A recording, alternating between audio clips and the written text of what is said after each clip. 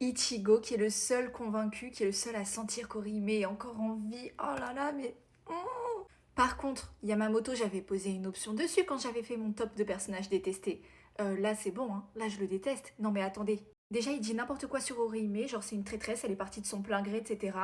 T'as pas ou quoi? En plus de ça, il décide de laisser les autres dans la merde en ramenant les Shinigami à la Soul Society. À la limite, ça c'est la décision que je peux le plus comprendre parce que ben voilà, hein, c'est sa terre avant tout. Et le pire, c'est qu'il ose dire à Ichigo, tu fais rien, t'attends les ordres? Mais MDR, mais il connaît pas Ichigo, c'est sûr. Enfin voilà, je suis désolée. Il a même pas fait un petit peu attention à qui était Ichigo. C'est évident, c'est même écrit sur le visage d'Ichigo qui va pas écouter cet ordre-là. Genre Yamamoto s'imagine vraiment qu'Ichigo va laisser son love interest aux mains d'Aizen. N'importe quoi. Bon, par contre, même si on les a vus que 2 petites secondes, je suis trop contente d'avoir croisé le chemin de Zaraki et Byakuya ensemble en plus. Ceci dit, j'aurais espéré qu'ils ne respectent pas les règles, encore une fois. Bref, c'est le retour de la Dream Team pour aller infiltrer le Weko Mundo. Je sens que le chemin va encore être pittoresque. D'ailleurs, on nous dit que le père d'Ichigo avait perdu ses pouvoirs. Ça m'intrigue, je veux savoir pourquoi il les a perdus du coup.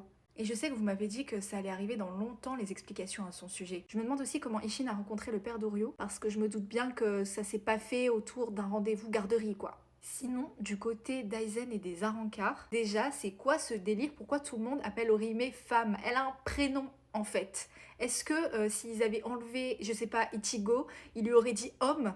Non, je crois pas. D'ailleurs, quand elle a soigné le bras de Grimjo, je m'attendais à ce qu'il soit un mini peu reconnaissant. Pas du tout. Pas du tout. Il a juste, avec son bras, retrouvé son ego insupportable. Et dire qu'il m'avait fait de la peine quand on lui avait coupé le bras, non, je retire ce que j'ai dit. Bon, étant donné que la configuration, elle ressemble un peu trop à ce qui s'est passé avec la Soul Society, c'est-à-dire Ichigo et ses potes qui partent sauver une fille, finalement. J'imagine qu'à un moment donné, il y a quelque chose qui va faire que ça va être un peu différent quand même au niveau de la construction de l'arc. Je sais pas, par exemple, que les Shinigami vont arriver au dernier moment, enfin, ou pas au dernier moment, justement, que certains, du coup, auront enfreint les règles, ou que même, par exemple, finalement, Yamamoto change d'avis et envoie des Shinigami. I don't know.